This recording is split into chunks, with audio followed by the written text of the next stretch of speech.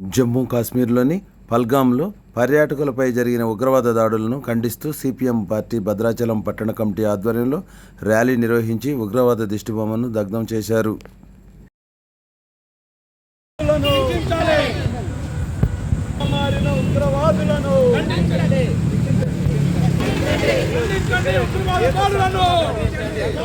పహల్గామ్లో జరిగిన ఉగ్రవాద దాడులను ఖండించండి, ఉగ్రవాద దాడులను ఖండించండి, ఉగ్రవాద దాడులను శిక్షించాలి. పహల్గామ్ ఉగ్రవాదులను, కాశ్మీర్ ఉగ్రవాదులను, కాశ్మీర్ ఉగ్రవాదులను శిక్షించాలి. ఉగ్రవాదులను ప్రపంచ శాంతి వర్ధిల్లాలి, ప్రపంచ శాంతి, ప్రపంచ శాంతి. ఖబర్దార్ ఉగ్రవాదులారా, ఖబర్దార్ ఉగ్రవాదులారా,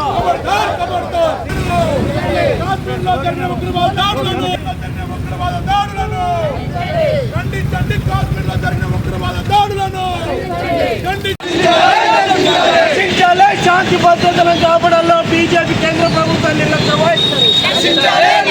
నశించాలి ఉగ్రవాదం, నశించాలి ఉగ్రవాదం, నశించాలి.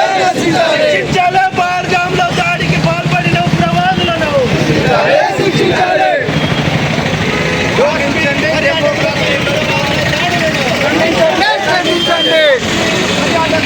నశించాలి. ఉగ్రవాదం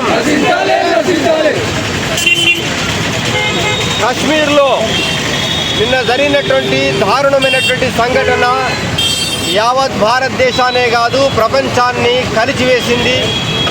దుర్మార్గమైనటువంటి టెర్రరిస్టు మూకలు మానవ సంహారం చేసి పర్యాటకులపై విచక్షణారహితంగా కాల్పులు జరిపి పొట్టలు పెట్టుకున్నటువంటి సంఘటన అత్యంత హేయమైనటువంటిది, క్రూరమైనటువంటిది. ఈ దాడిని యావత్ భారతదేశం ఖండిస్తూ ఉంది. అలాగే భారత communist party, Marxist, CPM party Yadadri Bhuvanagiri జిల్లా కమిటీ తీవ్రంగా ఖండిస్తూ ఉంది. పర్యాటక ప్రాంతమైనటువంటి ఆ ప్రాంతము ఒక రెడ్ జోన్గా ఉన్నది, చాలా సున్నితమైనటువంటి ప్రదేశం.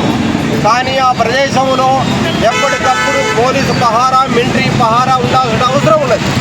చాలామంది రిటైర్డ్ అయినటువంటి సైనిక అధికారులు చెప్పేది ఏమిటంటే సరైనటువంటి భద్రత కల్పించడంలో కేంద్ర ప్రభుత్వం వైఫల్యం చెందింది అని చెప్తా ఉన్నారు.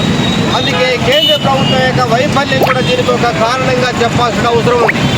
అందుకే ఏదేమైనా ఇలాంటి దాడుల్ని యావత్ ప్రజలందరూ కూడా సమైక్యతావాదంతో దీన్ని ఖండించాలి.